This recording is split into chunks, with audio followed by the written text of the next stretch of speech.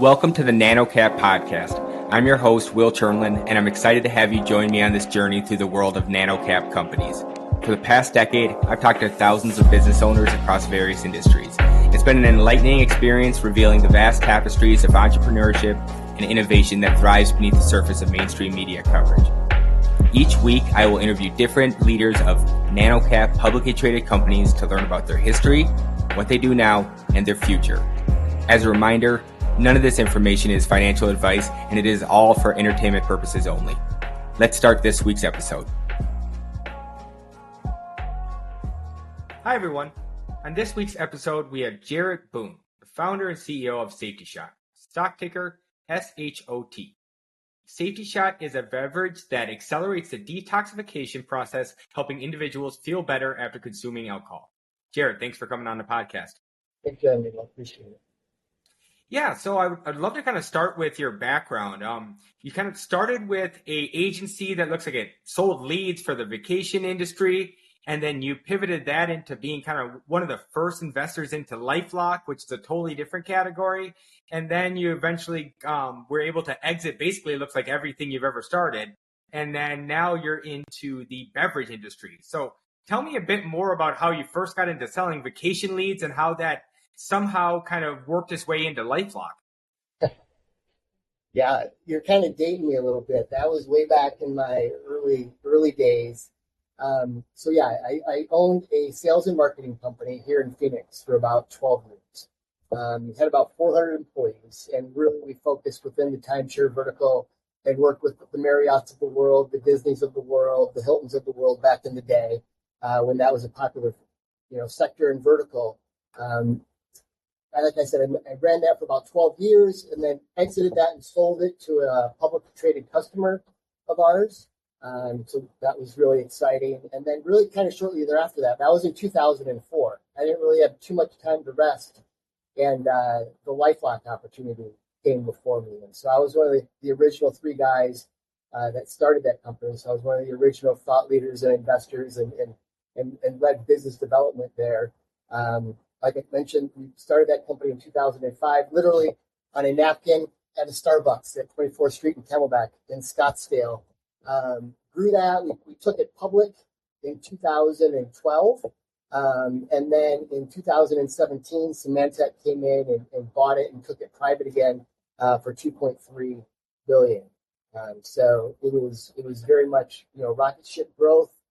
Learned a lot. And we knew nothing about identity theft protection when we started that company. But by the time that we got to the end of that, we certainly created a unicorn within the space. What was the original idea on that Starbucks? That the three of you were sitting there on a napkin and saying what?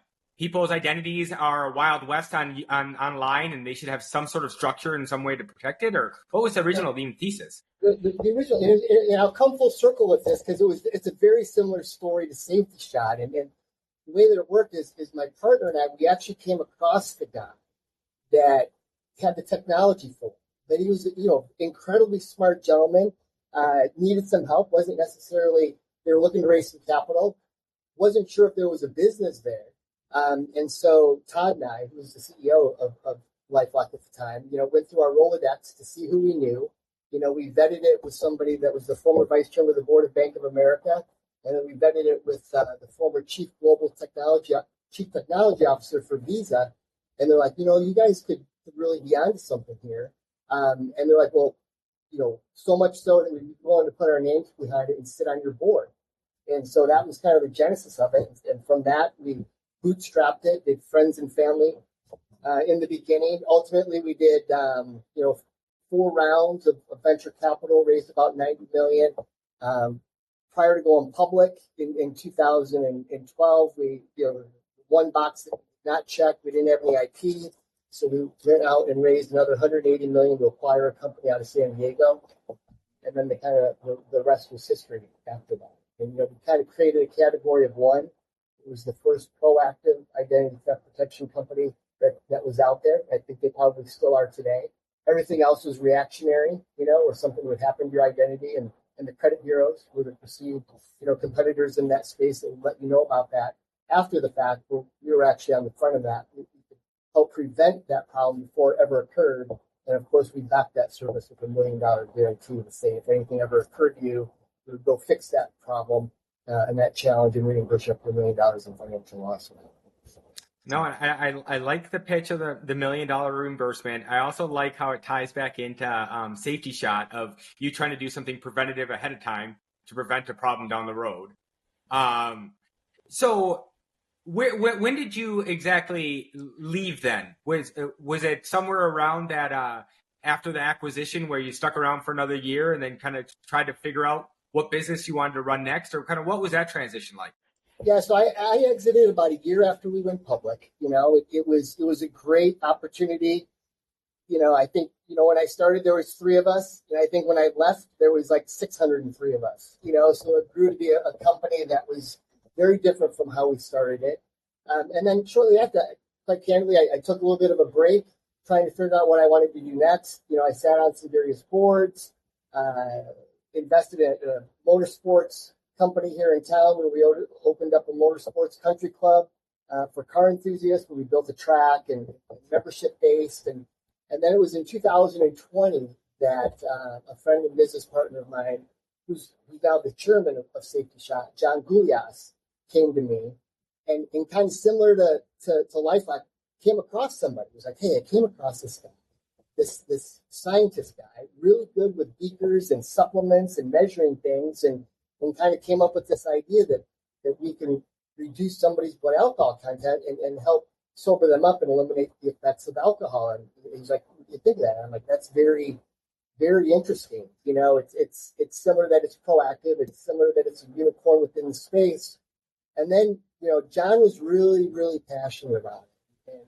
And I could hear it in his voice, and he got really emotional about it. And I'm like, look, tell me about that. Tell me about what it is that you're feeling. And he was like, Jarrett, there's a few opportunities that come across in your lifetime that really resonate with you. And this is one of those for me. And here's the reason why.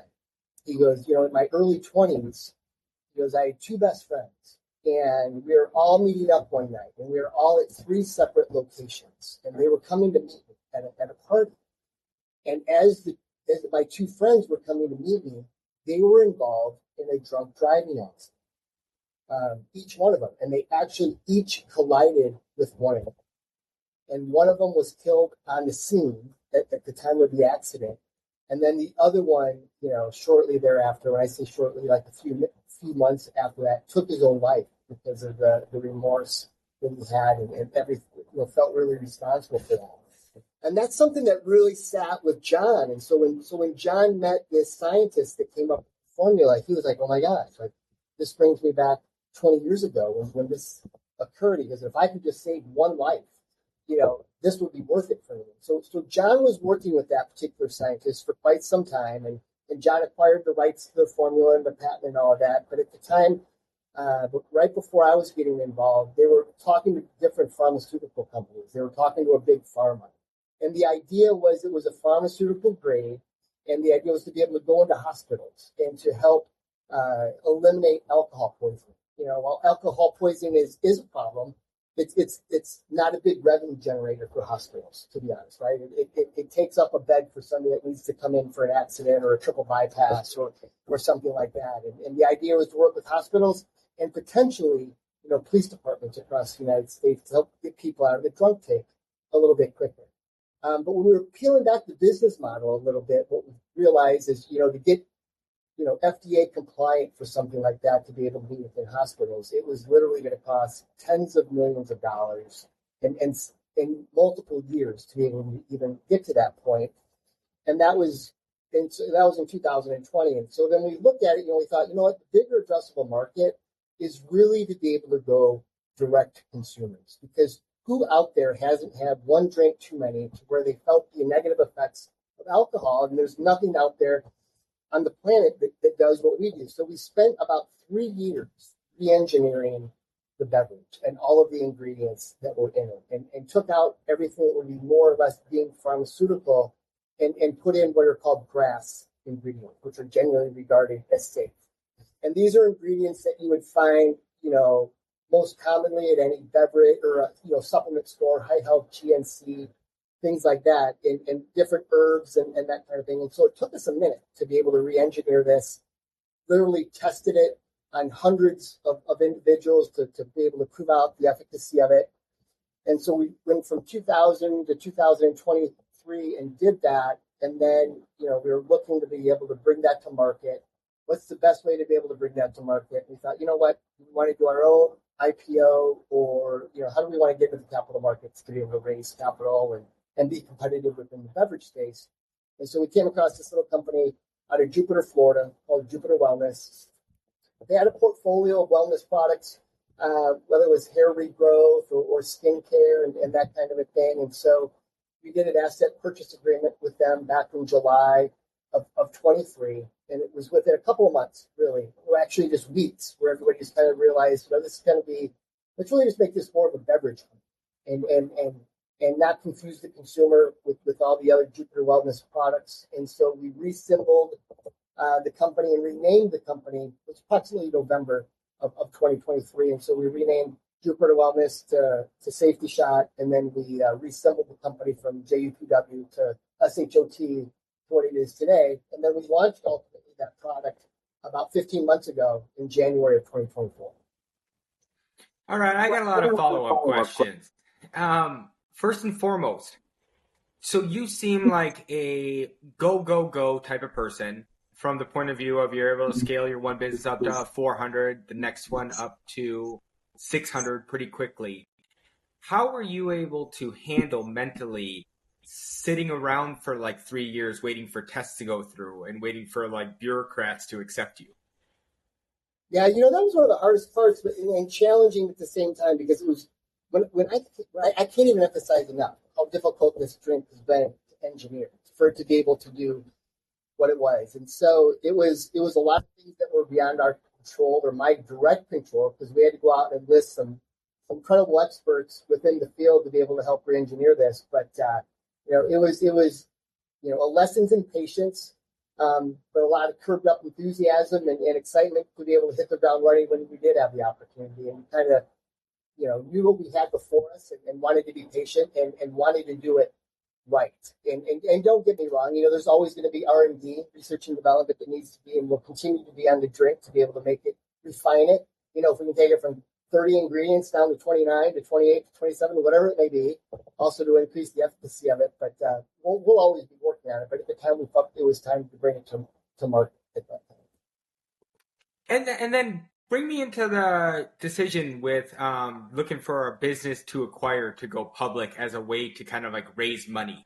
What did you learn from raising your 4 rounds of venture capital in the past that made you think, hey, I don't really want to go with venture this time. I just want to go directly to the public markets?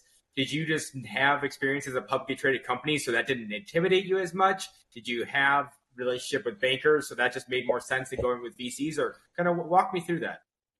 John, my partner, is he's been in the capital markets for the past decade or so. So he had a tremendous amount of experience and opinion about it. And of course, I had that experience with LifeLock going through all of it. And we knew a lot of what we didn't want to do. We didn't want to necessarily bootstrap it.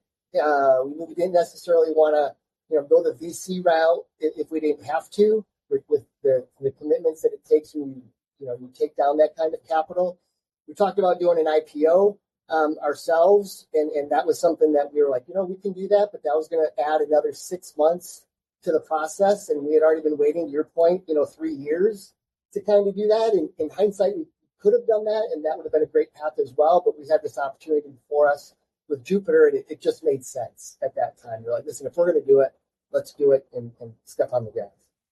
Did you care at all that like Jupiter was already selling like health products, or was it just you're just looking for like a publicly traded company that would sell based on just the assets on the balance sheet?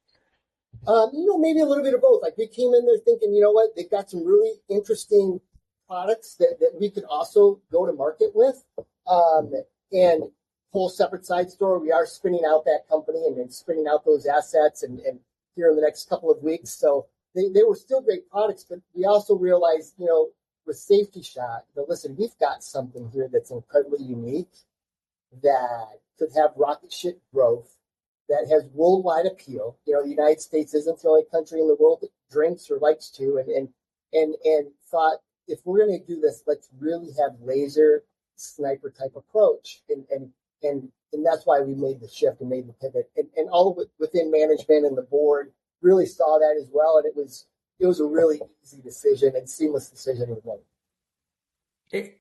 It may be a bit redundant, but I'm kind of trying to chronologically step our way to, in your own words, what is Safety Shot?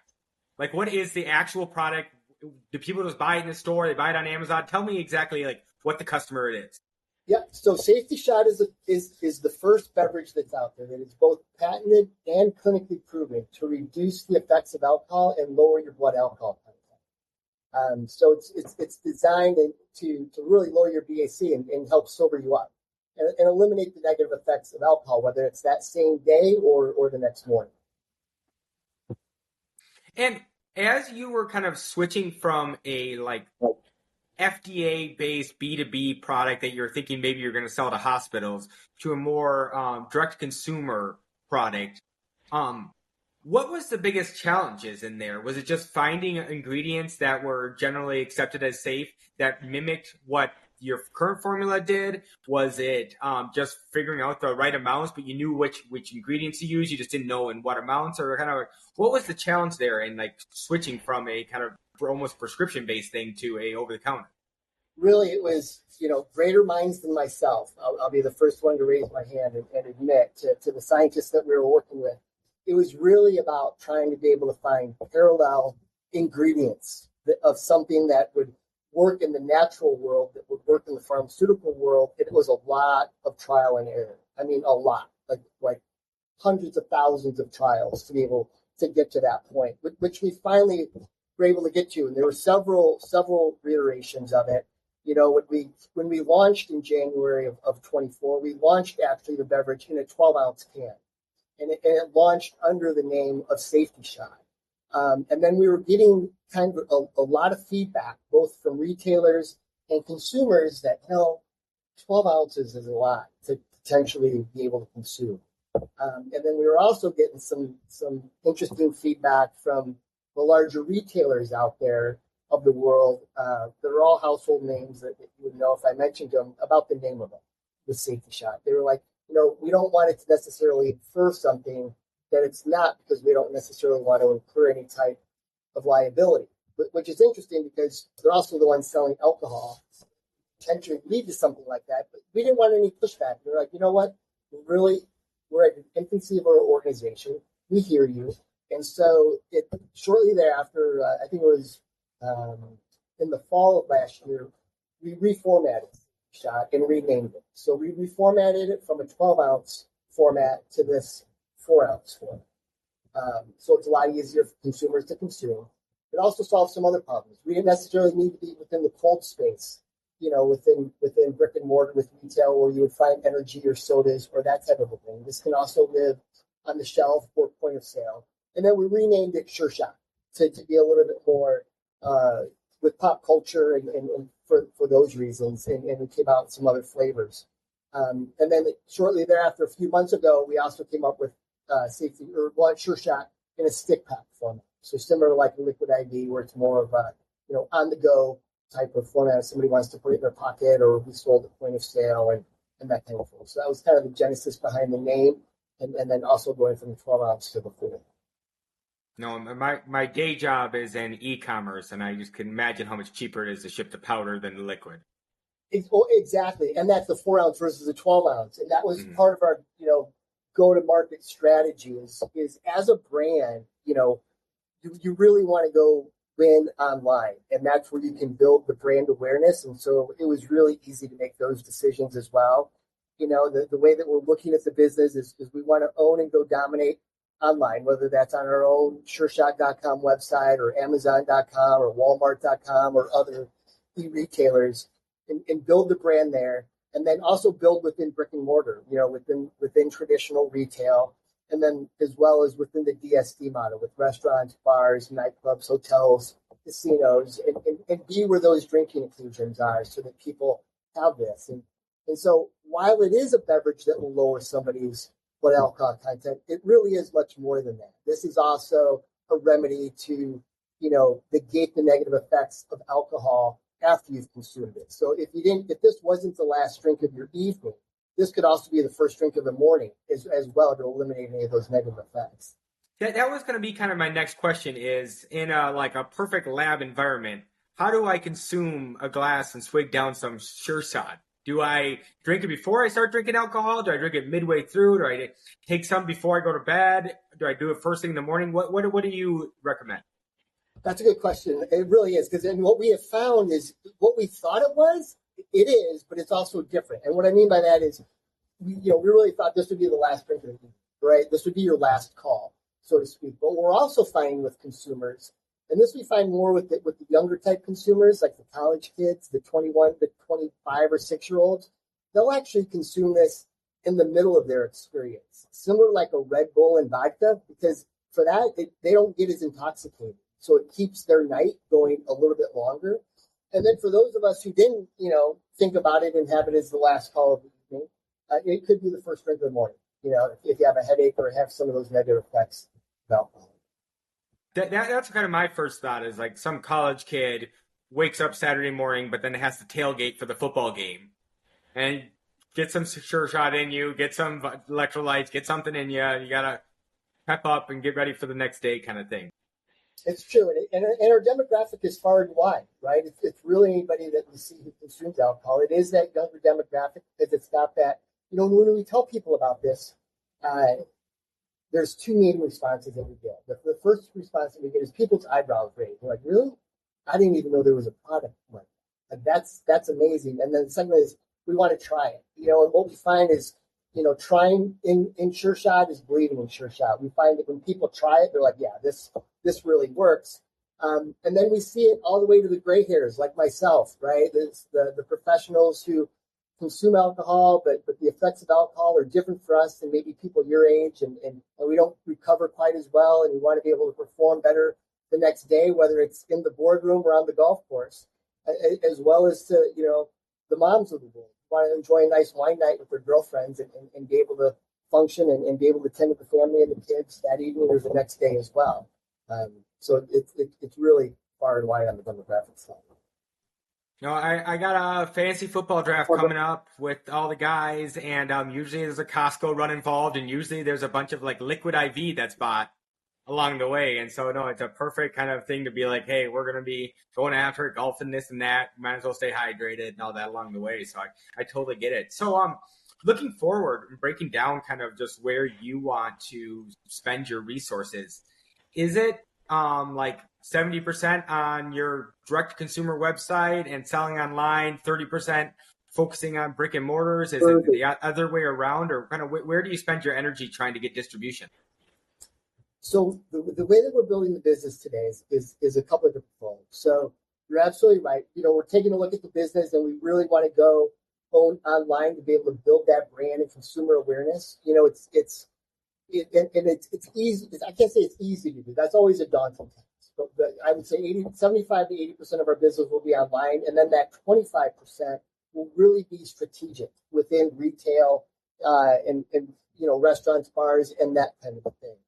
For the first at least 12 to 18 months moving forward, to be able to go Windows, you want to be able to go dominate on Amazon. You want to be able to go dominate on Facebook, TikTok, all of the platforms that everybody is on, Instagram.